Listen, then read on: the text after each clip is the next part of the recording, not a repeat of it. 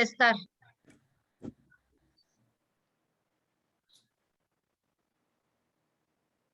Muy bien. Sí está, sí está. Ahí está Pedro. Sí, ahí está Pedro ya, nuestro invitado de esta noche. Muchas gracias, Pedro, por estar con nosotros. Yo soy Miguel Miranda. Y también está mi socia, Mariel Turrent, de Malicia Editores, y muchos talleristas de esta editorial independiente, o más bien de este grupo de amigos de las letras independientes, todos nosotros, que formamos Malicia Editores. Te platico, Pedro. Malicia Editores nació en el 2018, cuando publicamos la primera novela de Mariel Turrent, Hasta el último vuelo. Somos una editorial autogestiva y tenemos más de 20 libros publicados ya, como seguro viste en nuestra página web. Y pues tenemos el gusto de contar contigo esta tarde, esta noche, para platicar de tu novela. Aquí está, All Sinatra. Muchas gracias, bienvenido. Y primero, Mariel, si eres tan gentil de leernos la semblanza de Pedro. Sí. Bueno, primero voy a leer esta frase que viene como introducción. Dice: no hay suerte ni Dios, sino solo las diferentes combinaciones posibles a las que estamos expuestos a cada segundo. Somos posibilidad. La conjunción de decisiones u omisiones entregará resultados determinados. Una frase de All Sinatra, de Pedro Zavala. Pedro Zavala es un escritor, profesor de filosofía, fotógrafo, traductor, licenciado en filosofía por la Universidad Pontificia de México, maestro en estudios latinoamericanos y doctorado en estudios latinoamericanos por la Universidad Nacional Autónoma de México. Bueno, tiene un currículum que no puedo terminar de leer aquí, pero leeré un poco nada más. Sus propuestas abarcan la relación de poder y discurso filosófico, político y literario, así como la relación poder y contrapoder desde una hermenéutica histórica y crítica. También se ha dedicado al estudio de los dispositivos narrativos, como las utopías políticos-sociales, en relación con las dictaduras y los procesos de liberación en El Salvador y Argentina específicamente. Ha sido becario del CONACYT, del FONCA, de la Bridwell Library y de la Universidad Metodista del Sur en Dallas, y por supuesto ganador del premio de novela Mauricio Achar de literatura de la Random House en el 2018. Ha publicado además cuentos en antologías, revistas y fanzines. Actualmente escribe para el diario Contrarréplica, la columna semanal dedicada al cuento, Líneas de Fuga, y administra su propio sitio web, Petes. Bueno, bienvenido, Pedro. Muchísimas gracias por estar aquí con nosotros. Es un honor. No, al contrario, muchas gracias, Miguel, Mariel, ¿no? Por la invitación, por la confianza y bueno, es algo que agradezco mucho, ¿no? El hecho de que se acerque, ¿no? Al libro, sobre todo, más que a mí, ¿no? Desde luego a la historia que está contenida ahí y bueno, nada más eso, ¿no? Gracias por la confianza y por el espacio aquí con las compañeras y compañeros, ¿no? De este momento, de este espacio, ¿no? De creación. Entonces, pues por acá estamos. Pedro, para comenzar, muchos de nosotros leímos este trepidante libro, All Sinatra, una novela. ¿Cómo se te ocurrió escribir una novela que sucede en Las Vegas, que habla de juego, que habla de apuestas, de gambling, y que finalmente el protagonista es mexicano y además tiene que ver con las letras y es un profesor y tiene 64 años? ¿Cómo se te ocurrió? ¿Cómo nació la idea de escribir All Sinatra?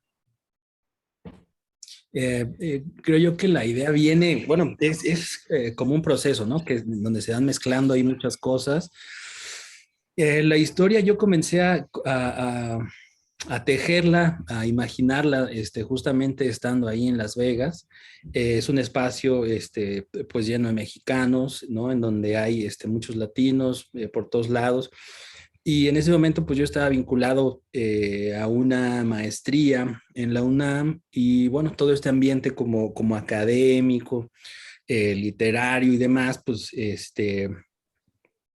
me obligaba, ¿no? Me invitaba a meterme en otra serie de problemas, ¿no? De espacios, pues que nada tenían que ver con ese mismo vida, ¿no? Que yo llevaba en ese momento. Y a partir de ahí creo que empezaron a surgir como ideas, a salir como pequeños bloques, ¿no? A escuchar, ¿no? Incluso la voz del personaje. Entonces, digámoslo así, que es como una especie de proceso, ¿no? En donde pues yo pues me estuve vinculando, ¿no? Al mundo de la comida, del juego en Las Vegas y bueno, a partir de eso surgió como toda la historia, ¿no? Ya el momento detonante fue un día, ¿no? Un sábado por la mañana en donde eh, aquí, ¿no? Cerca de mi casa, domingo por la mañana había unas patrullas cerrando las calles y el asunto era que había un colgado, un ahorcado, ¿no? A la mitad de un puente. Desde luego yo salí a ver qué era lo que estaba sucediendo y me encontré ya posteriormente que el hombre que se había matado ahí era un hombre de un adulto mayor, 64, 65 años, que quería celebrar su cumpleaños, ¿no? De esa forma, ¿no? Que en la mañana bueno, dejó por ahí una nota y comentaba él, ¿no? Lo que había hecho, ¿no? Durante esa mañana, cómo se había ido a bolear los zapatos, cómo se había vestido, ¿no? Pues una persona muy meticulosa que hablaba acerca justamente de todo lo que había preparado para ese día. Incluso decía cómo iba a quedar colgado y de qué forma iba a morir al lanzarse del puente. Y bueno, yo en el puente, desde el lugar en donde se lanzó, me pareció imaginar, intuir que la última imagen que este hombre tuvo, ¿no? En vida, fue la de el sol saliendo detrás de una iglesia muy grande que está aquí en la colonia del Valle, que es en donde yo vivo. Y eso me pareció una imagen muy hermosa, ¿no? No es una apología, desde luego, del suicidio y de todo eso, sino que me pareció como muy potente y yo creo que ahí fue que amarré todos estos pequeños bloques e ideas de sentido que yo venía cargando y que, bueno, ahí se dio como el inicio propiamente de la novela, sí. Sí, ahora que me preguntabas me hacías recordar, ¿no? Cómo estaba, cómo fue ese proceso, pero bueno, sí, se fue el detonante, el ahorcado aquí en la esquina de mi casa. Me imagino que así surgió el personaje de Génesis Montesinos, que es un hombre de 64 años, que de hecho quiere ir intenta suicidarse en Las Vegas, olvidarse de toda la burocracia de su rango de académico. ¿Qué tanto hay de ti en Génesis Montesinos o cómo ves a todos los académicos y a todos los escritores o todos los que estamos inmersos en la literatura? Pues bueno, yo en los personajes, mira, yo ahorita también venía de un curso que doy, ¿no? De creación de personajes y de novela y creación de personajes. Justamente el día de hoy estábamos hablando acerca de muchas de las notas, ¿no? Psicológicas de los personajes y bueno, mucho de esto tiene que ver, como bien dices, ¿no? Con nosotros, los autores y las autoras y de cómo se va trasvasando, ¿no? Parte de nuestra experiencia. Me gusta a mí hablar mucho acerca de las obsesiones, ¿no? Creo que al final son las que van a dar esa fuerza, ¿no? Y ese ímpetu para sentarnos día a día, ¿no? Y escribir y estar ahí presentes en el manuscrito y con los personajes y con la historia. Y creo yo que hay, desde luego, ¿no? Elementos que son míos. creo yo. Por ejemplo, el acercamiento a Fitzgerald, ese no es mío, ¿no? A mí me seduce, me gusta mucho más la forma o el modo en cómo Hemingway, por ejemplo, ¿no? A diferencia de Fitzgerald, escribe. Desde luego, nunca he pensado en suicidarme, ¿no? No es algo que esté en mis planes. Eso no forma parte de mí. La parte del juego la he vivido, me gusta mucho. La parte también de comer, ¿no? De cómo se va revistiendo poco a poco de aromas, de sensaciones, de estados alterados de conciencia, de formas de interpretación del mundo, que creo que sí comparto algunos de ellos con el personaje, desde luego otros no tanto, pero yo diría que eso, ¿no? El juego, la comida, el viaje y la literatura, ¿no? Y el arte, desde luego. Sí, eso comparto y cosas que no comparto, pues bueno, no me suicidaría, no lo tengo en mis planes. Muchos en el qué país. bueno, nos da gusto escuchar eso. Mariel, supongo que quieres comentar algo acerca de esto.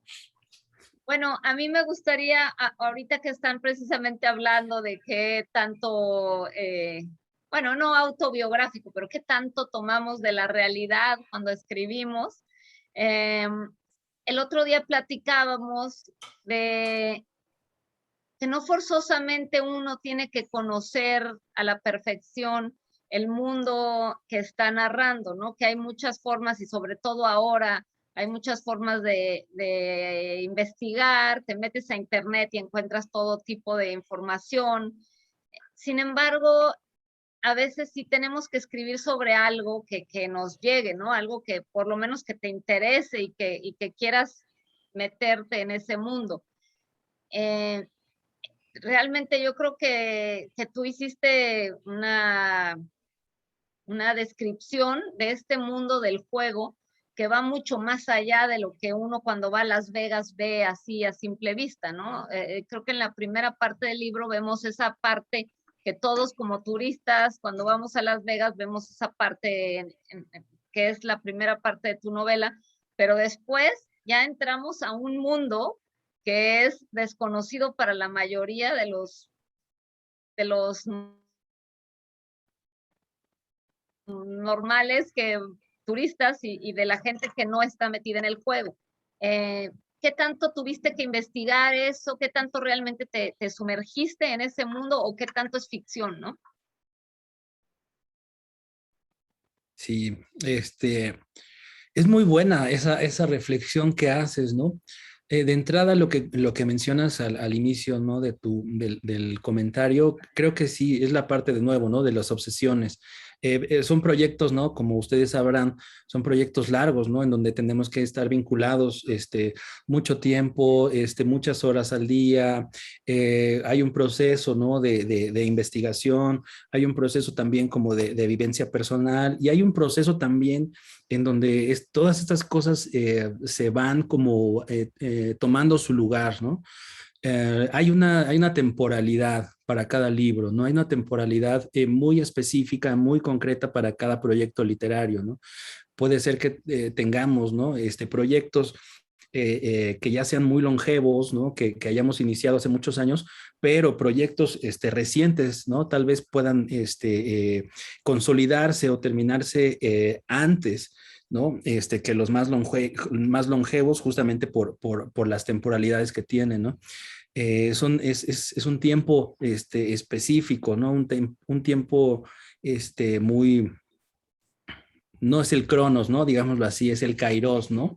Como que cada obra tiene su vida propia, ¿no? Sí, sí, desde luego, tiene su vida propia, su tiempo propio, se va consolidando de diversas formas y en eso comparto contigo esa visión, ¿no? Lo otro, creo yo que también está vinculado con la investigación, pues sí, del mundo de la mafia ítalo-americana, ¿no? Desde ahí comienza como toda la investigación que yo hice y específicamente me parece que las novelas, el arte en sí, ¿no? La literatura en este caso, son buenos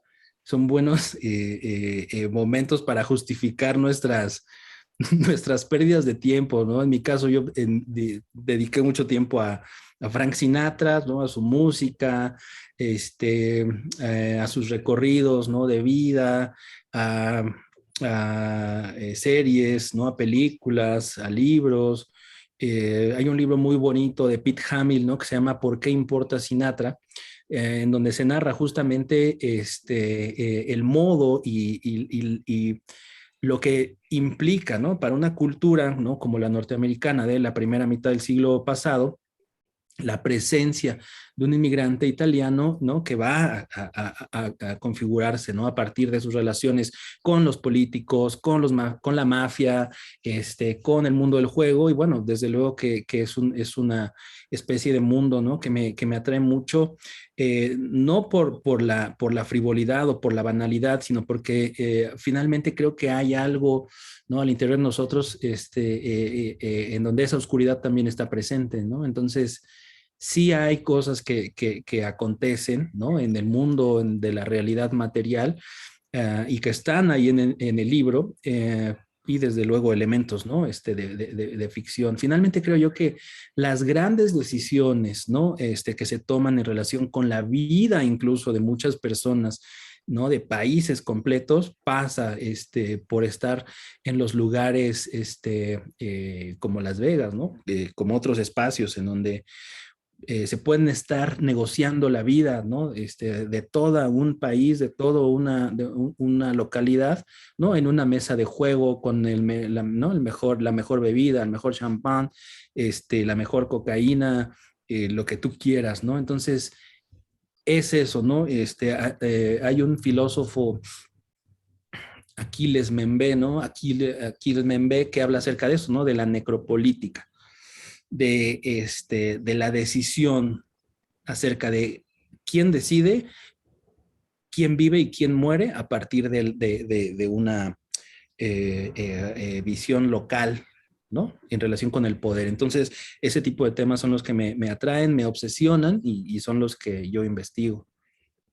No, yo siempre pienso que cuando ven las noticias y ya sabes, bueno, mi mamá siempre me dice, ay, es que viste lo que dijo, quién sabe qué. Yo digo, yo ni veo nada de eso porque yo pienso que no tenemos ni la más remota idea de lo que en realidad está sucediendo, ¿no? O sea, que todo lo que en realidad pasa, como tú dices, ¿no? Y como se narra en la novela, las grandes decisiones no las vamos a saber, las están tomando desde otro lugar otras personas y nosotros nada más vemos como el pan y circo, ¿no? Como al pueblo pan y circo, ¿no? Por Y bueno, encimita nada más. sí, sí, y le voy a pasar la palabra a Miguel, porque ya le estoy acaparando mucho, pero te quería decir que, bueno, a mí me encantó el título y me encanta cómo Génesis Montesinos interpela a Frank Sinatra y piensa qué haría Frank Sinatra en este momento y me encanta ese diálogo del personaje consigo mismo y el título que es genial, ¿no? Miguel. Y hablando de Olin Sinatra y todo el proceso que tuviste, pues nos gustaría muchísimo saber seguramente a todos cuánto tiempo te tomó escribirla y después cómo fue el proceso, cómo es que la metes a concursar, porque el premio Mauricio Achar, tengo entendido que esta es tu primera novela, ¿no? Y metes a concursar al premio, que es un premio para escritores noveles que están concursando con su primera novela. ¿Cómo fue el proceso? ¿Qué se siente ganar? ¿Y qué se siente que de la noche a la mañana hayas aparecido en todos los noticieros y te hayan entrevistado y te conviertes en una especie de rockstar, un Frank Sinatra local? ¿Qué se siente, mi estimado Pedro? Mi estimado Pete.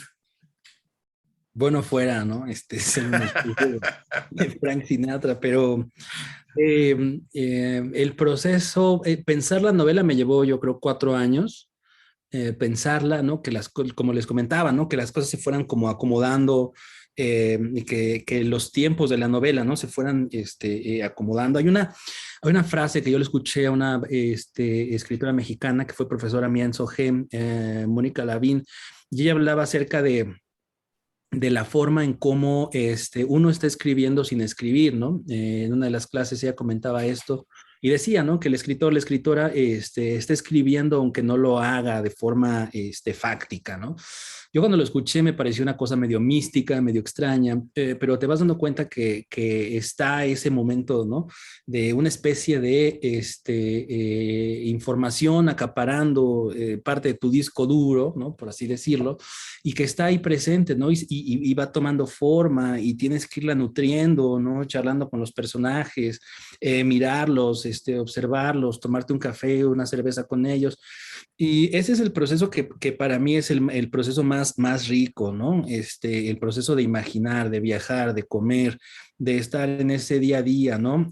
Algunos lo llaman daydreaming, ¿no? Otros, pues me gusta como en el mundo, ¿no? En el que vivimos hoy, pues podría ser algo que no tiene sentido alguno porque no produce, ¿no? Como tal, es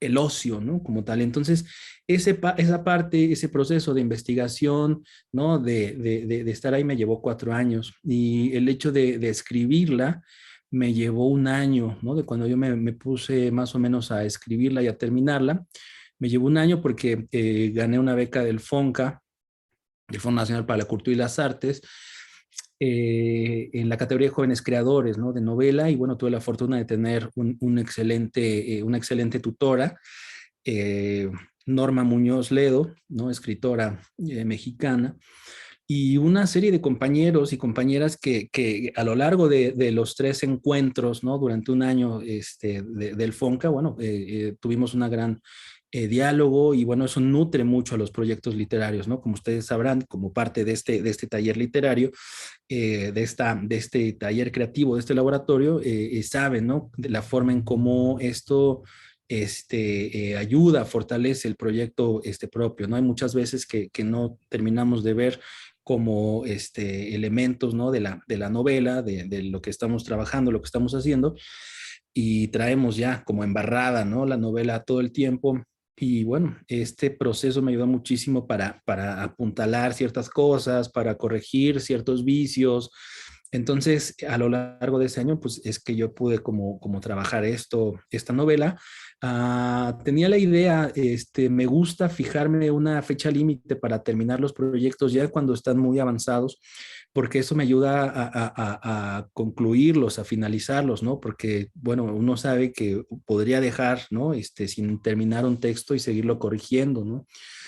Seguirlo trabajando, seguirlo visitando, estar en ese mundo, ¿no? Que es como muy placentero, ¿no? Es un mundo propio, ¿no? Ese lugar en donde uno realmente es libre, ¿no? En donde uno realmente está a sus anchas, es un lugar placentero. Entonces, la fecha límite, ¿no? De que yo me puse, pues fue la del concurso, y entonces el nombre de la novela, se lo puse un día antes, ¿no?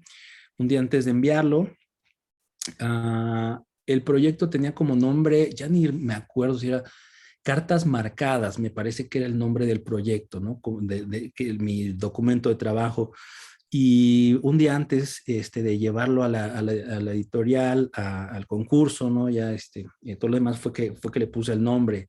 Olin Sinatra, ¿no? Para los que no han leído, se refiere a este personaje, Génesis Montesinos, que cuando ya está pasado de copas, ¿no? Ya está muy borracho, muy drogado, cree ser Frank Sinatra, ¿no? Entonces, me pareció que era el nombre, ¿no? Para la novela Olin Sinatra, y bueno, lo llevé ese día, ¿no? De pronto, un día me llama Cristina Rivera Garza a mi teléfono personal y me dice que me acabo de ganar el premio. Y bueno, se da como todo esto, ¿no? Los medios, la televisión, la radio, las revistas, los periódicos, y bueno, todo lo que comentabas tú que está en relación con a mí me parece el premio de primer novela más importante del país, no solo porque yo lo haya ganado, sino porque es un premio que más allá, ¿no? De lo monetario, hay desde los jueces, ¿no? Que están ahí, estaba en esa convocatoria Cristina Rivera Garza, Fernanda Melchor, eh, bueno, ya fallecido Jorge Lebedev, ¿no? Director editorial de Gandhi, ¿no? Él fue editor de Borges, por ejemplo. Eh, bueno, es como una especie de, pues sí, como de Dream Team de editores y de escritores, ¿no? Vivos, mexicanos, latinoamericanos, y la cantidad de manuscritos que entran en ese concurso es bastante alta. Entonces, a mí me complacía competir ahí. Mentiría si te dijera que no, yo competí, no pensaba que fuera a ganar. Desde luego que yo pensaba que podía ganar ese concurso, y afortunadamente salió así, y bueno, se dio como después, ¿no? Creo yo que una de las ventajas de ese premio es la exposición que hay de la novela, ¿no? De tu libro terminado, y eso, ¿no? El hecho de que en este momento yo, ¿no? Miércoles a las 8 de la noche esté conectado con compañeras y compañeros, ¿no? En Cancún, bueno, eso es parte, ¿no? Del premio, ¿no? Y creo yo que eso es algo bien gozoso, ¿no? El hecho de que tu libro deja de ser tuyo, y bueno, comienza a formar parte de la vida de los demás. Y en ese sentido, hemos platicado con algunos escritores, bueno, de hecho, ahora que lo comentas, Mónica Lavín ya nos acompañó hace un par de meses, por aquí estuvo en este mismo espacio, que es una escritora divina, sensacional, nos encantó conversar con ella. Pero bueno, independientemente de Mónica, hay algunos escritores que dicen, no, los concursos no sirven. ¿Tú qué opinas y qué les puedes decir a todos quienes empezamos en esto de la escritura y que por ahí tenemos o estamos trabajando en algún proyecto? ¿Qué le puedes decir a todos los que estamos en eso? ¿Concursamos o no concursamos? ¿Tenemos fe en los concursos? ¿En qué hay que tenerle fe a un concurso? Eso que mencionas es muy importante. Yo gané ese premio sin conocer a nadie, ¿no? De los jurados, desde luego. A mí me avergonzaría, ¿no? Ganar un premio en donde parte del jurado son conocidos míos, ¿no? Yo, sinceramente, me daría mucha vergüenza. Creo yo que lo importante, más allá de los premios, es el hecho de creer, ¿no? De creer en tus obsesiones, de apostar a tus obsesiones. Y creo yo que una novela es eso, es una apuesta finalmente, ¿no? Es una apuesta no solo estética, es una apuesta no solo temática, sino que es una apuesta de vida, ¿no? Y como tal,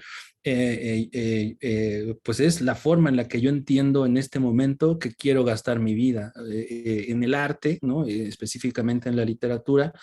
Y creo yo que es eso, o sea, más allá del concurso, yo lo utilizo como un deadline en donde cuando ya tengo un proyecto avanzado, digo, esta tiene que ser la fecha para dejar eso y seguir con otro proyecto, y así, ¿no?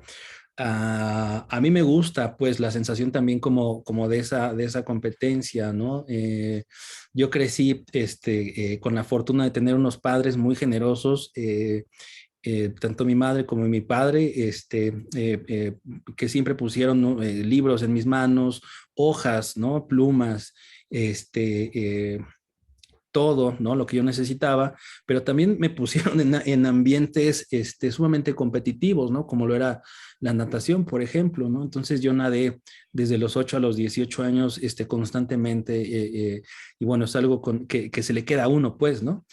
Desde luego que las competencias deportivas son muy distintas, ¿no? Los concursos de apreciación, ¿no? De interpretación, en este caso literaria, bueno, nada tienen que ver, pero ¿no? Hay una subjetividad, incluso, ¿no? La varianza matemática, la suerte, ¿no? También juega un papel muy importante. Entonces yo diría que sí, que lo intenten, ¿no? Que confíen desde luego en sus obsesiones, y que eso sea lo principal, ¿no? El hecho de gastarse la vida, ¿no? De jugarse la vida, pues en sus proyectos literarios. Qué mejor, ¿no? Que dedicar tu vida a un proyecto literario no sé, discúlpenme si hay algún contador aquí, que a dedicarte a contador, a ingeniero, ¿no? Entonces, para mí lo más importante, el arte. Y bueno, así empezó todo. Esta novela te la publicó Random House Y ya está, en el 2019 aparece tu segundo, más bien un libro de cuentos, ¿no? El terco rezo de las nubes, editado por Paraíso Perdido, que es una editorial independiente. Eh, eh, hay diferencias entre una editorial como Random House y una editorial independiente, y bueno, eso tiene que ver también con las editoriales como nosotros, que somos inclusive diferentes porque somos autogestivas. ¿Qué nos dices del mundo editorial? Sobre todo esta pregunta va porque hay varios alumnos de la Universidad de Anáhuac que tienen una materia que se llama industria editorial. Entonces, ¿qué nos puedes comentar de esto?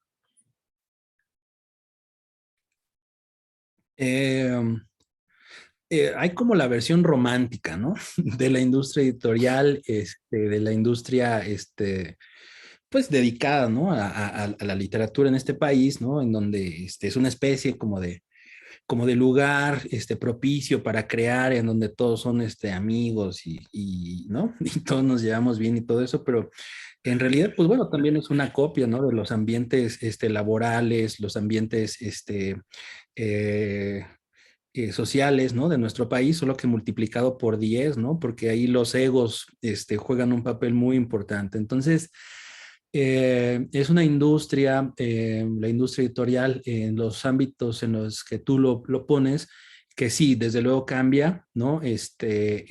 Tanto la exposición como el tiempo en medios, como por ejemplo, en ambos espacios, ¿no? Hay como una gira, ¿no? Una gira editorial, hay una serie de presentaciones, hay una serie de lanzamientos,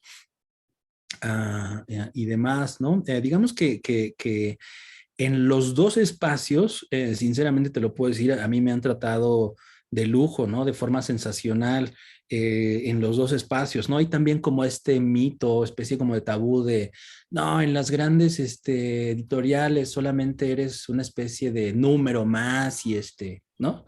Como eso, pero yo te puedo decir que no, ¿no? Yo te puedo decir que hay, ¿no? Gente que te hace sentir súper bienvenido, ¿no? A la editorial grande y desde luego la chica también. Entonces mi experiencia en ese sentido, creo que es muy similar, ¿no? Es similar, es cercanía, es encuentro, es la posibilidad, ¿no? De estar en diálogo con otras y con otros que están también intentando contar historias, ¿no? Así, ¿no? Que están también intentando hacer arte, ¿no? Entonces, o sea, la respuesta yo creo que está en relación con los presupuestos, ¿no? En realidad y con la capacidad, ¿no? De volcarse, ¿no? Hacia las redes, hacia los medios y demás. Pero en ambos espacios yo sí te podría decir que mi experiencia es que han sido lugares en donde me han hecho sentir parte de una familia, en donde me han hecho sentir bienvenido, ¿no? En donde me han mimado, cuidado, no sé, ha sido como muy, muy, muy padre para mí, ¿no? Desde luego que mi experiencia no es la experiencia, ¿no? De todas y de todos los demás que están intentando publicar o publicando, pero desde mi perspectiva yo sí te podría decir, les podría comentar eso, ¿no? Que le den una chance, una oportunidad también a estas editoriales grandes, ¿no? Muchas veces se piensa, ¿no? Que son espacios, ¿no? En donde todo es malo, perverso y demás. Eh, Tal vez sí, pero bueno, yo no lo vi. Mariel, adelante, ya Perdón no quiero acaparar tanto la charla, inclusive ya hay preguntas en el chat y los invitamos también a que las formulen y ahorita Pete nos hará el favor de contestarlas. Adelante, Mariel. yo tengo una pregunta sobre las editoriales, pero antes me gustaría regresar al libro. Este, yo en el libro veo que la primera parte del libro, tu protagonista es, eh, es Génesis Montesinos, pero conforme va avanzando el libro y la historia, me parece que Génesis Montesinos pasa como a un segundo término y el protagonista de la novela se vuelve precisamente esta mafia, este ambiente cobra muchísima fuerza, ¿no? O sea, se vuelve algo que va más allá de esta historia del profesor, ¿no? Sino que abarca el ambiente y abarca la historia y abarca todo, o sea, sobrepasa la historia del individuo. Me gustaría que platicaras un poco de eso, si así lo pensaste desde el principio, si así sucedió, si fue consciente y tiene una razón de ser. No sé, que me platiques un poco de eso, ¿no? Sí, es muy interesante, ¿no? Esta pregunta que tú haces, porque está en relación con la forma y la estructura de la novela, ¿no? Hay un prólogo que a mí me gusta mucho citar, es el prólogo de la invención de Morel, ¿no? Sí. Que hace Borges Savioy, su gran amigo. Y en ese prólogo, en 1940, Borges habla acerca de la forma en cómo la invención de Morel es la novela perfecta, ¿no? Sostenida por un argumento, ¿no? Que va de un punto A un punto B y está sostenida justamente por ese gran trabajo que hace Adolfo Bioy Casares, ¿no?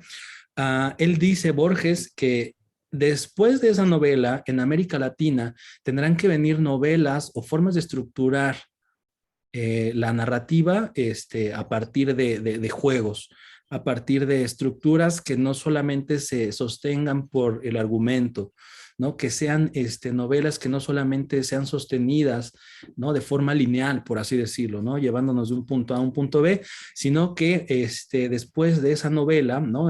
Magistral y perfecta, así lo dice, tendrán que venir otros juegos.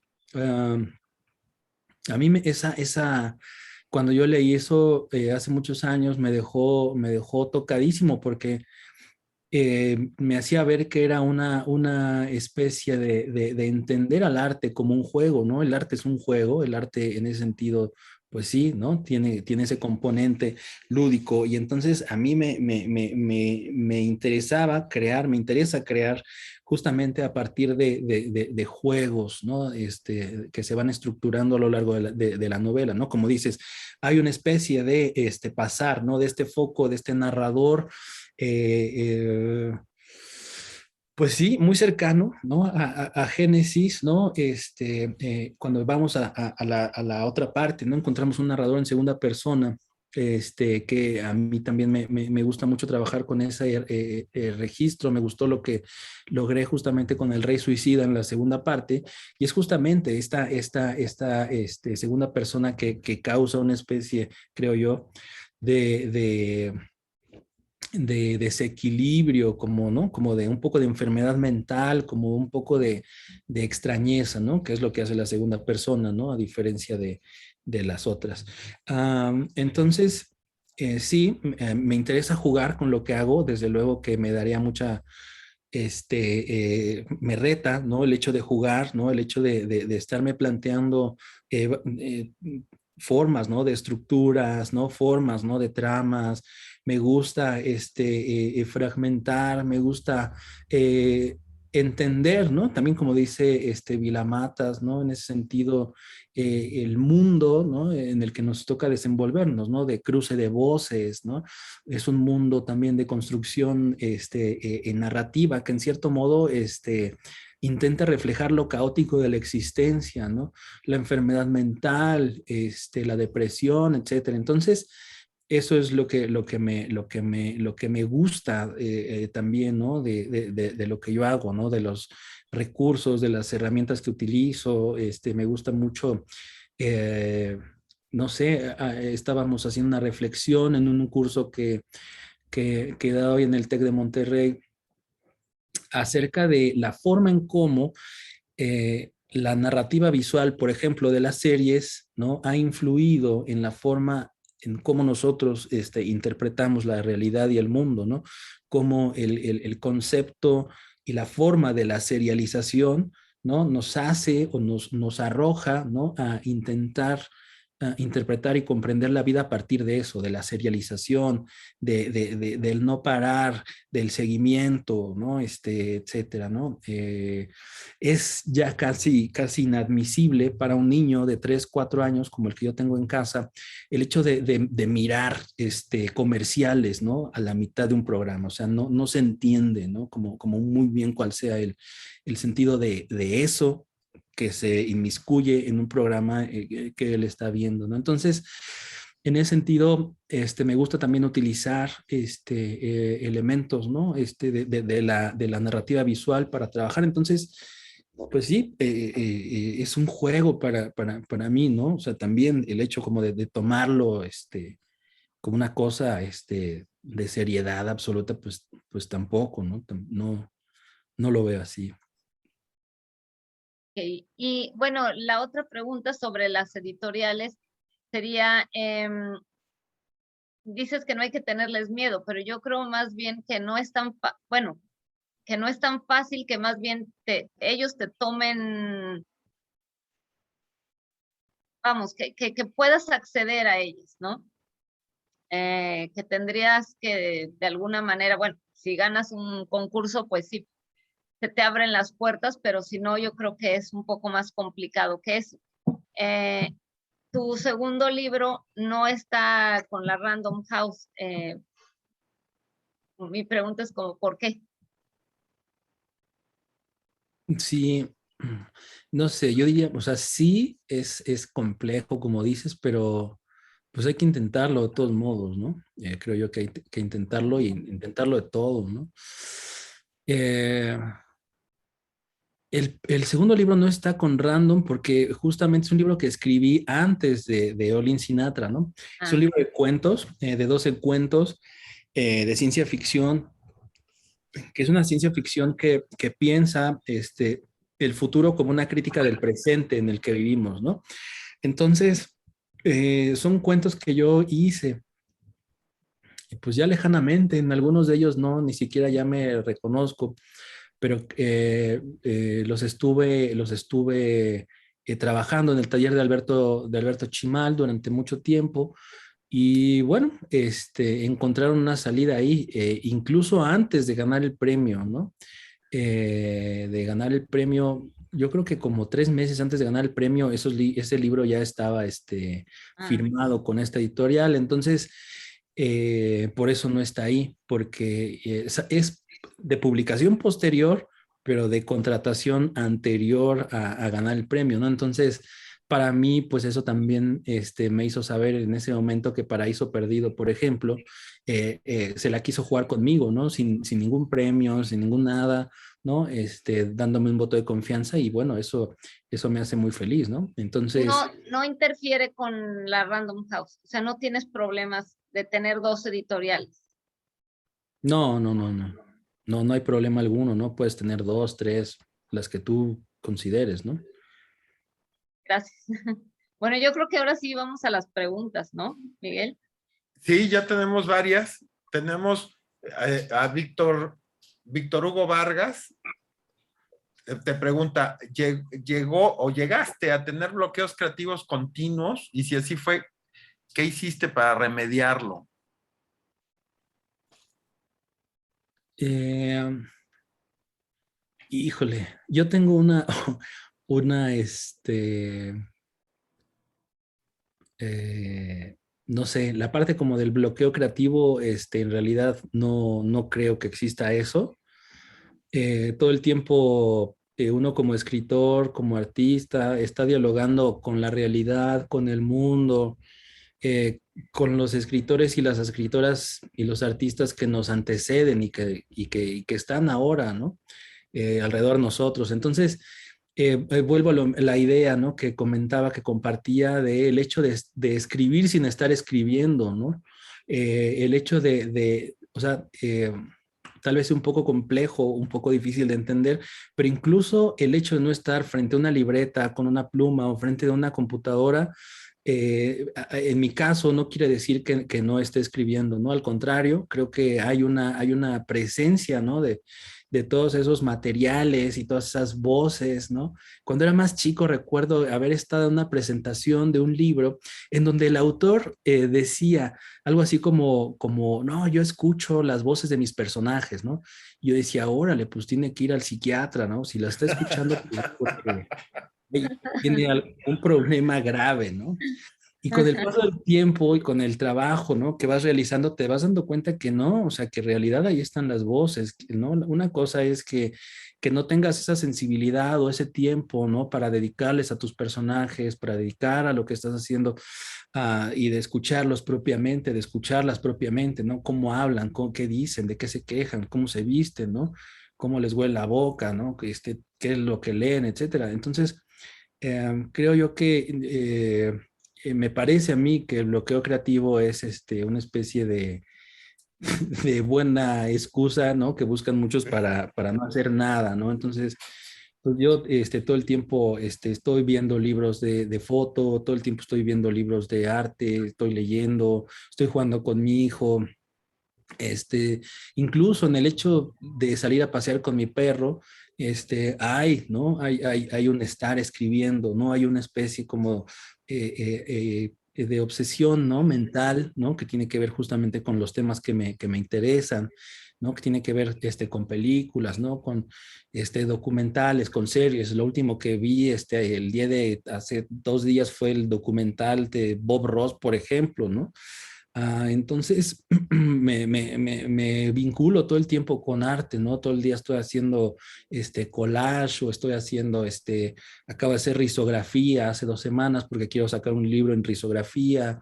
Estoy viendo, intento que mi casa esté llena, ¿no? De cosas que me hablan a mí de ese universo que yo he construido y que es el universo en el que quiero estar y que me hace sentir bien. Entonces, no creo que en mi caso eso del bloqueo creativo no existe, no existe como tal. Creo que también parte de la salud y de la higiene mental que cada uno también podamos tener, ¿no? Desde luego está la parte de la ansiedad, de la depresión, de un montón de cosas, ¿no? Que en la actualidad pues son más visibles, pero incluso así creo que el acercamiento, por ejemplo, a psiquiatras, psicólogos y terapeutas es indispensable, ¿no? Para poder trabajar. Entonces, eso podría decir, ya no busquen, ya no le hagan al cuento, trabajen, entréguense, renuncien a todo, salgan a los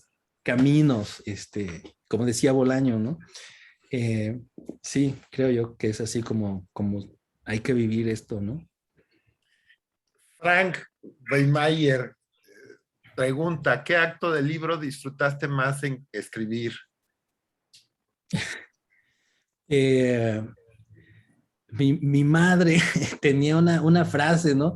Cuando yo le decía, oye, ¿quién es tu hijo favorito? Ella me decía, no, pues es que los hijos son como los dedos, ¿no? No puedes querer a uno más porque cada uno tiene su lugar y su función, ¿no? Entonces yo podría decir lo mismo, cada uno tiene una historia distinta, algunos son más difíciles que otros son más, te dan, ¿no? Me gusta a mí reírme, ¿no? También cuando estoy escribiendo, ¿no? Esta cosa como del escritor romántico que sufre, ¿no? Y todo eso, pues no, me place cómo lo pone Frank, ¿no? ¿Qué acto del libro disfrutaste más? Y no sé, la respuesta políticamente correcta es todos, pero yo creo que pues la que más disfruté es una que tiene que ver con una librería que Ah, está en Las Vegas, que es una librería que realmente Sí, existe. O sea, wow, me encantó esa parte es eso. padrísima, sí, a mí también me encantó. Ajá. para los que no han leído, bueno, y ya no es ningún spoiler, el libro salió en 2018, así que lo siento. Es una librería de anticuario, ¿no? En donde tienen piezas, tiene una copia del Acta de Independencia de los Estados Unidos, tienen partituras, ¿no? De Mozart, o sea, es una cosa irreal. Y sí vale Ahí- lo que pones ahí, sí, la copia sí, de Scott Fitzgerald, sí vale los $40,000. Sí, son los precios reales, los precios que incluso están en la página web, ¿no? Si tú entras a la página de esa librería, te darás cotejando con el libro, que son los costos de los libros, Wow. que ahí tienen, ¿no? Yo ahí tuve en mis manos, porque aparte esta gente ha de creer que uno va ahí en el bolsillo con $60,000 y el Mark Twain, por ejemplo, el Huckleberry, yo tuve así y es, wow, o sea, para mí que soy un amante del objeto, ¿no? Mi esposa dice que soy un acumulador, pero pues yo lo veo más como un coleccionista, me gusta pues el hecho de tener físicamente, ¿no? Las cosas, los libros, y sí es una cosa muy, muy alucinante tener eso en las manos. Entonces yo diría que ese acto del libro lo disfruté mucho porque pues recuerdas, ¿no? El hecho de estar ahí, de ver como todas estas cosas, el trato que hay, ¿no? Y es como esto de que de pronto estás caminando entre los aparadores, ¿no? De estas tiendas, Louis Vuitton, Gucci y todo eso, y de pronto te encuentras el libro de la librería de anticuario con cosas, o sea, es la librería que tiene las cosas más raras, más viejas, más caras que yo he visto en mi vida, ¿no? Y es bueno, es una joya entrar ahí, es museo ahí. Yo creo que esas son de las cosas que agradecemos como lectores cuando descubres algo que no sabías, ¿no? Y a mí me encantó Sí, descubrir esa librería en tu libro, que no sí, sabía sí, yo que existía. coincido Todo lo que está totalmente. ahí, por ejemplo, todo lo que está ahí en el libro, el camioncito que te baja la cruda, los Sí, sí, sí, flamencos, sí. todo el buffet del Wynn, todo existe. En ese sentido, sí, todo existe, ¿no? Todo lo que aparece en ese libro como escenarios, todo existe. Eso de la cruda, del camioncito de la cruda, híjole, yo creo que hay que hacer un modelo de negocios aquí en Cancún. Funcionaría muy bien. Pregunta Gus Vaca. Buenas noches, Pedro. ¿Tuviste algún tipo de inspiración relacionada a la película El hombre del brazo de oro? Muy buena pregunta. Eh, no, ahora que menciona el único vínculo que yo tengo con esa película, pues bueno, es una película que a mi madre le gustaba mucho. Es una película que ella la mencionaba mucho, ¿no? Entonces, es el único vínculo que tengo con esa película. Tal vez sea una especie de inspiración o de vínculo, más que de inspiración, no, no me gusta hablar de inspiración, de vínculo, pues no sé, como subterráneo, ¿no? Tal vez Inconsciente, ¿no? inconsciente, sí, tal vez. Pero no, más allá de eso, no. No, María o sea, Gracia en relación Gonz... con las películas, Perdón. perdón, por ejemplo, en relación con las películas, creo que me gusta mucho la versión que hay de Miedo y Asco en Las Vegas, ¿no? En donde Johnny Depp sale como Hunter Thompson. Me parece que es incluso un vínculo más, que tengo ahí que con el hombre del brazo de oro. María Gracia González dice buenas noches. ¿Tienes una planificación detallada antes de escribir tus obras o las dejas surgir conforme vas escribiendo? Sí, no, muy buena pregunta. Yo trabajo con un plan, ¿no? Un plan muy detallado. Soy una persona en ese sentido muy, muy obsesiva, pero desde luego uno entiende también que cuando está trabajando y cuando hay esa planeación detallada, pues incluso en esos momentos hay opciones, ¿no? Para poder dar espacio, ¿no? A lo que va surgiendo, a lo que va apareciendo, ¿no? Hay incluso, ¿no? En la actualidad hay como esta visión pues muy simplista de los escritores, ¿cómo les llaman? Escritores mapa y escritores brújula, ¿no? Los mapas son los que detallan y los brújulas son los que pues ahí se van guiando conforme sus instintos van dando, ¿no? A mí me place mucho hablar de construcción de novela a partir de Tolkien y a partir de César Aira, ¿no? Que son dos modelos completamente diferentes de construcción y de acercamiento a la creación de novelas, tanto en estructura como temática. O sea, en Tolkien encuentras la construcción de 8 lenguajes diferentes, ¿no? De genealogías, ¿no? Para ser Señor de los Anillos. Y en César Aira encuentras un tipo, un señor que se va a meter un día de trabajo, ¿no? En una cafetería en Buenos Aires que le reporta una cuartilla, ¿no? Un libro, pues, ¿no? Eh, entonces, es como eso, el hecho de pensar, ¿no? Que puedes jugar con ambos lados, ¿no? Pero yo me siento más seguro trabajando, planeando la novela, yendo a visitar los lugares.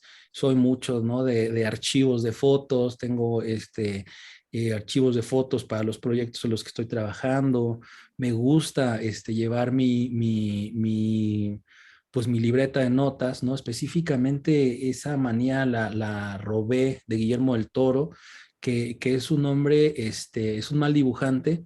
Yo también soy un mal dibujante, pero en esas libretas pues están contenidas las historias, los universos que él está creando, que él está trabajando. Entonces me gusta vincularme mucho, ¿no? Como con esa parte material, ¿no? Del proceso, tanto en foto como en cuadernos y sí, desde luego.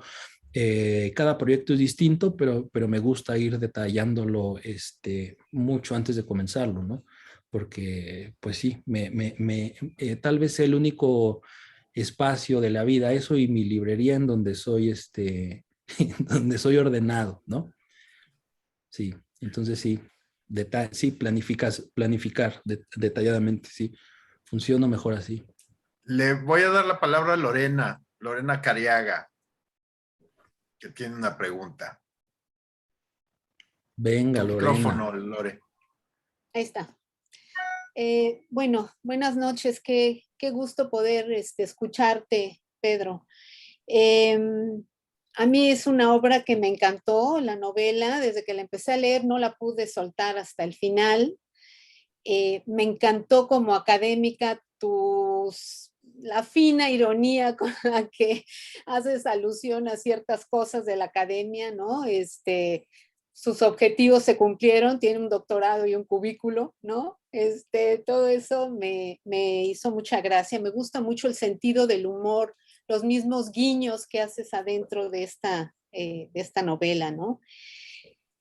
Para mí también me encantó esa frase de el riesgo como una profesión, ¿no? Decía Beluga, o sea, la última profesión del hombre libre. Yo creo que para mí fue como el centro, lo más importante, el mensaje, uno de los mensajes más profundos, ¿no? Esta necesidad de la gran mayoría de todos nosotros de estar en la seguridad y en la certeza, y cómo hay personas que son capaces de vivir al filo de la navaja y jugarse el todo, y justo esa adrenalina, ¿no? Ese momento en el que se juegan el todo por el todo sin saber realmente qué es lo que va a pasar. A mí esa parte me encantó, ¿no? Me encantó porque además creo que no solo es una obsesión, creo que es una adicción. Entonces también la parte de la adicción que la sentía todo lo largo de la obra me gustó muchísimo. Y bueno, mi pregunta es esta. El final de la novela, ¿tú lo pensaste así desde el principio? Ese final lo pensaste desde el principio, o ese final se fue dando conforme fuiste escribiendo, o ese final te lo impuso, por ejemplo, la editorial? Porque bueno, aquí tuvimos en este espacio, leímos Pandora de Liliana Bloom, y cuando ella, ¿no? Le pudimos preguntar y tener un intercambio como con ella. Ella dijo que ella había planeado el final de Pandora diferente, pero que la editorial le había dicho, no, cámbiale y ponle, y que el final sea ¿no? Para que quede un poco así a lo que el lector quiera. Entonces, bueno, mi pregunta es el final no el epílogo, el final de la novela. Gracias. No, gracias a ti, Lorena. Qué bueno que te gustó esta parte del guiño a la academia, ¿no? O sea, también igual, ¿no? Compartiendo, ¿no? Comparto contigo esa interpretación, ¿no? Muchas veces, pues sí, al final ya es un círculo ya bien viciado, muy aburrido, en donde no hay como la opción, ¿no? Para, no sé, improvisar, ¿no? Para jugar más, etcétera, ¿no? Yo vengo de un ambiente vinculado a las dos universidades más viejas de este país, ¿no? La Universidad Pontificia de México y la UNAM, ¿no? Entonces, pues bueno, son ambientes, al parecer, en dos mundos completamente, pero en realidad, pues en el fondo, pues sí, hay similitudes, ¿no? Entonces, eh, me, me, me, yo pensaba específicamente en el hecho de recuperar, ¿no? Como la infancia, ¿no? Desde luego es imposible, desde luego el camino de regreso a casa es imposible volverlo a caminar, creo yo.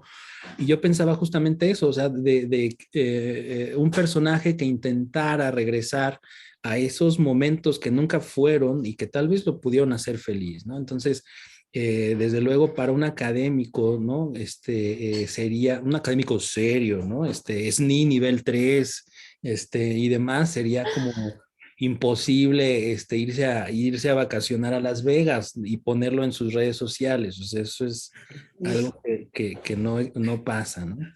En la Anáhuac, en la UNAM, en donde quieras, ¿no? Entonces, para mí pues, es una provocación, ¿no? Para mis compañeros, para mis compañeras y eso, ¿no?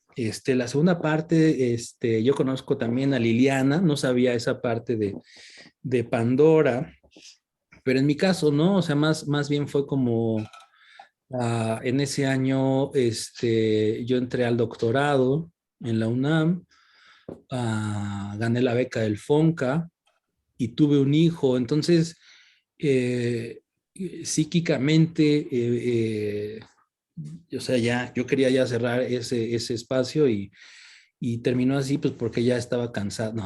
No, terminó así porque estaba planeado, ¿no? O sea, sí es algo que yo trato como de hacer, ¿no? De trabajar con ese final. Pues conozco pocos casos en donde los cierres, los finales, pues sí están como atravesados, ¿no? Por una edición editorial, pero no, yo no lo haría, ¿no? No lo haría. Y sí, fue algo que a mí me gusta, me place y que yo quería que terminara así el libro, ¿no? Es un final abierto, bueno, en donde cada quien, pues bueno, va escribiendo el libro junto con uno y tiene la oportunidad de saber qué es lo que acontece en ese momento, ¿no? Entonces, no me gusta como también estas historias, pues, tradicionales, ¿no? Que van, te digo, del punto A al punto B y ya, ¿no? Al final es un final cerrado y eso. Creo yo que es importante jugar, ¿no? Y no, sí, yo lo pensé y me gusta que sea así, que es un final abierto. Gracias. No, a ti muchas gracias por... Perdón, Pete. Le voy a dar la palabra a Doris Mendicuti, que de Leyendo, que, bueno, tiene un grupo de lectores, de lectoras sensacional. Y bueno, gracias, Doris, por estar acá. Y adelante. Gracias, Malish, por la invitación. Hola, Pedro, buenas noches. Yo quería preguntarte si escribiste como pensando en inglés, porque a veces me daba la impresión de que había modismos como yo voy a tomar un puto café, se me hace así como I'm going to get a fucking coffee, ¿no? Algo como muy gringo. Y me parecía que muchas expresiones estaban como planteadas así como pensando en inglés. Entonces quería preguntarte si escribiste pensando en inglés gringo. Es buena la pregunta y algún comentario así escuché también, ¿no? Cuando tuvimos los grupos de discusión en el FONCA, ¿no? Uno de los compañeros hacía una remarca parecida. Mi pregunta para él y para ti sería la misma, o sea, ¿qué entiendes o qué entendemos por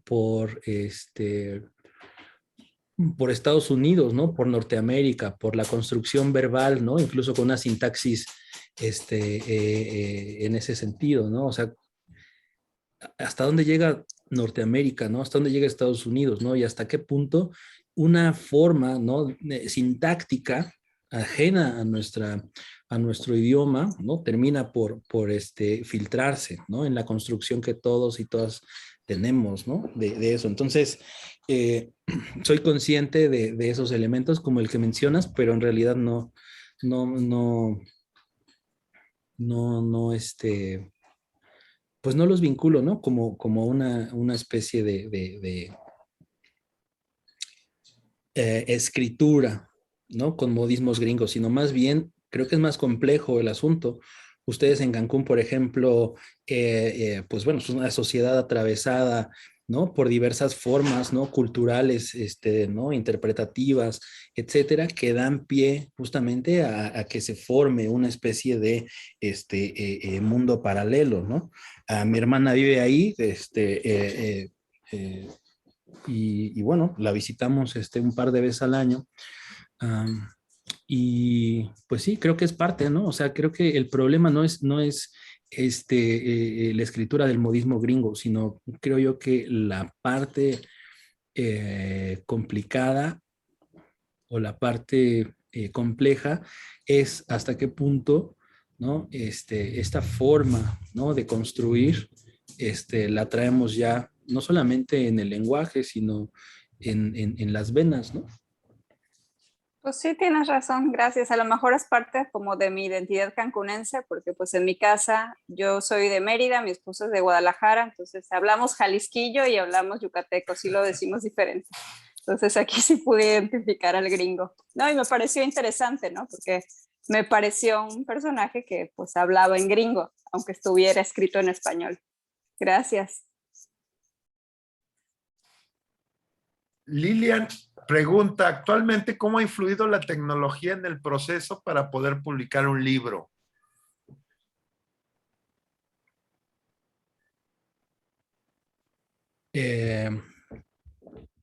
Pues no lo sé.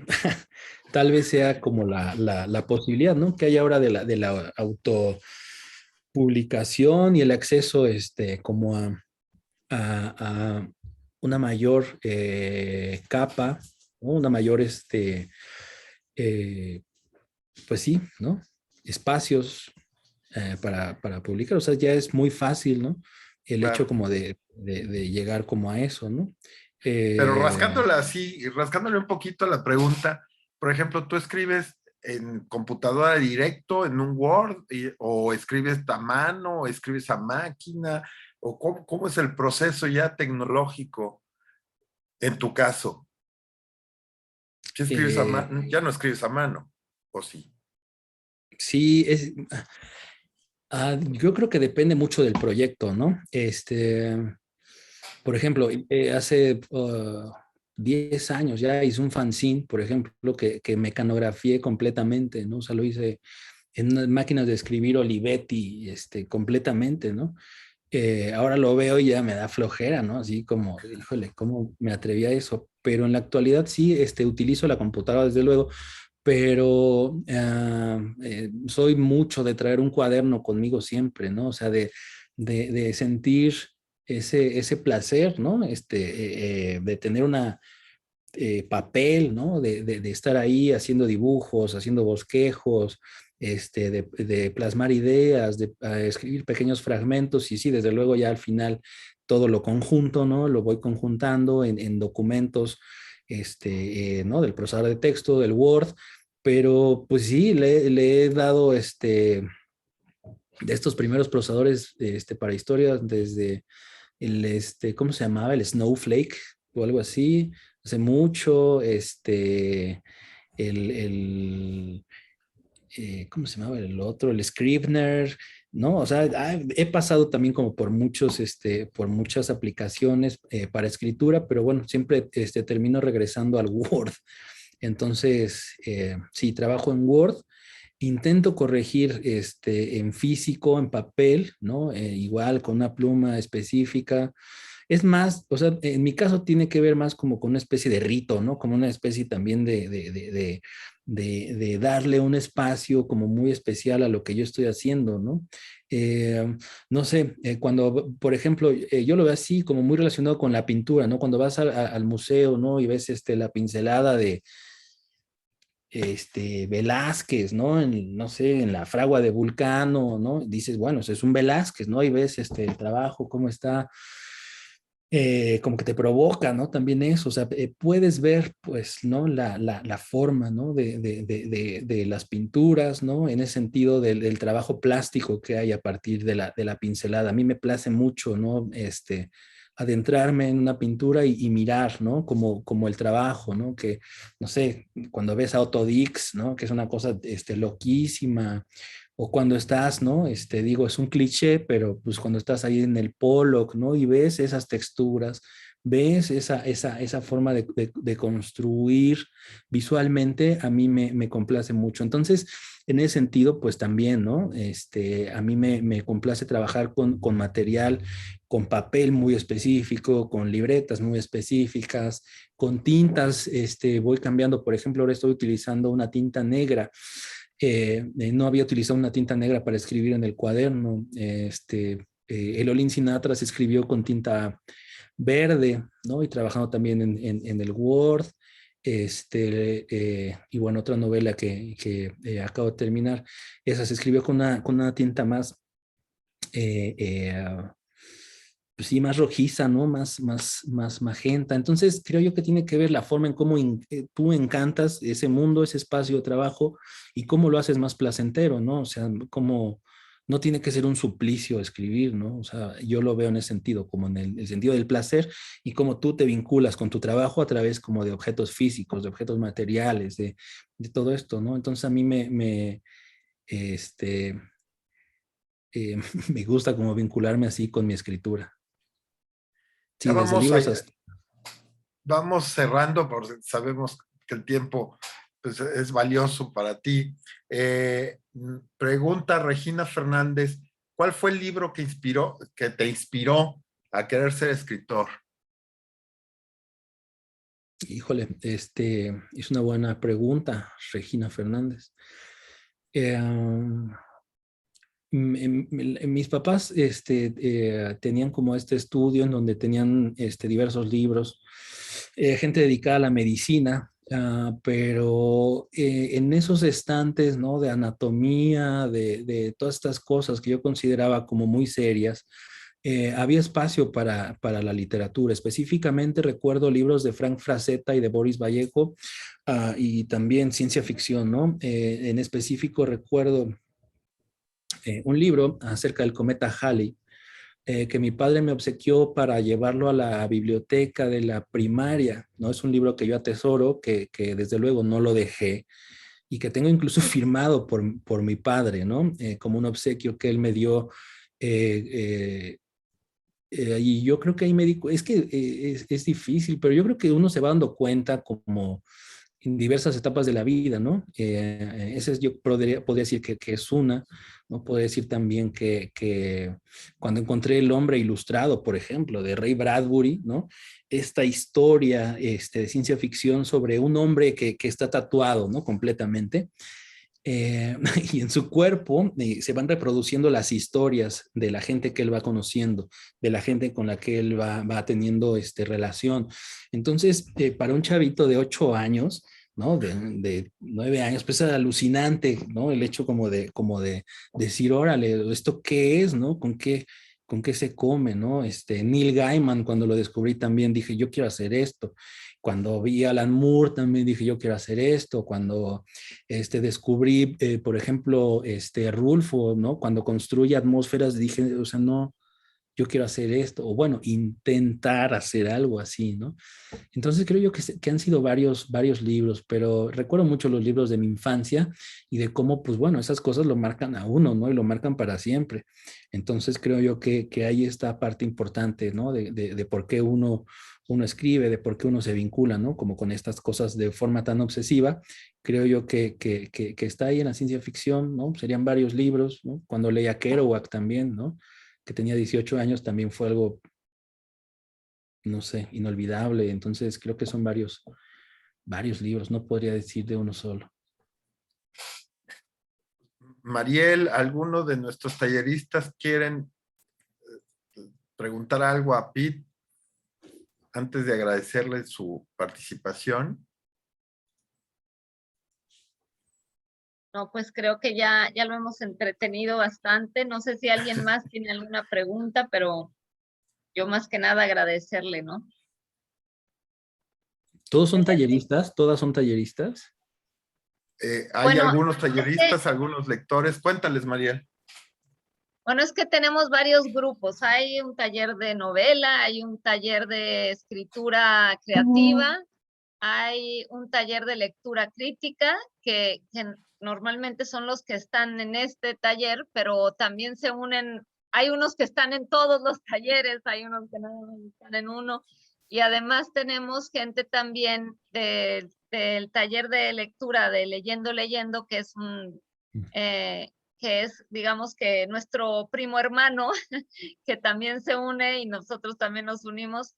Leyendo nos promueve mucho leer los libros de los que escribimos en Malish, entonces nos apoyan en esa parte muchísimo. Y pues también están algunos estudiantes de la Universidad de Anáhuac, que precisamente están tomando la materia de editorial, ¿cómo se llamaba, Miguel? Mercado de Industria Editorial, que toman en el siguiente semestre. Algunos ya pasaron por ella, algunos la van a tomar, pero se les recomienda pasar por acá.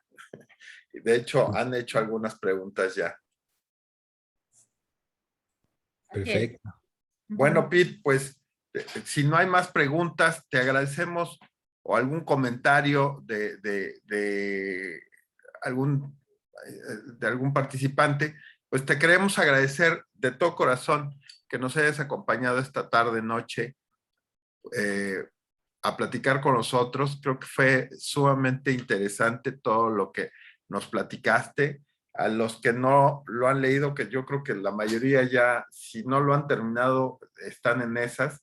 Es un libro, una novela sumamente, a mí me pareció interesantísima, divertida, delirante, en algunas partes con una narrativa diferente, con historias y relatos como el que platicábamos, que nos encantó a muchos de nosotros.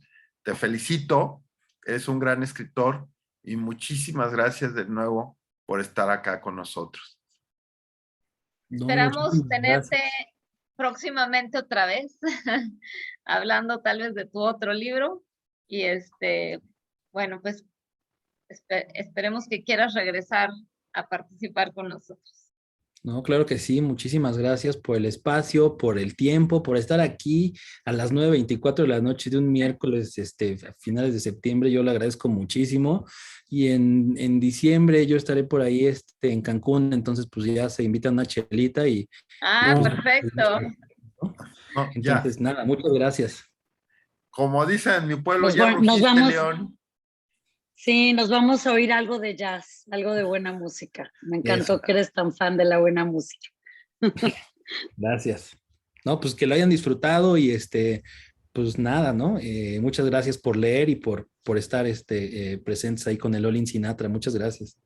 Gracias. Gracias a Nos ti. vemos. Así nos Muchas vemos en gracias. diciembre entonces.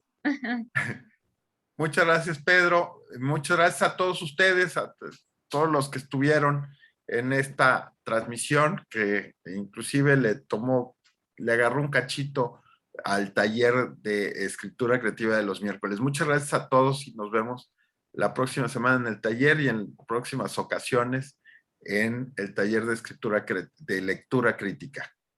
Que tengan muy buenas noches. Gracias. Buenas noches a todos. Gracias. Gracias.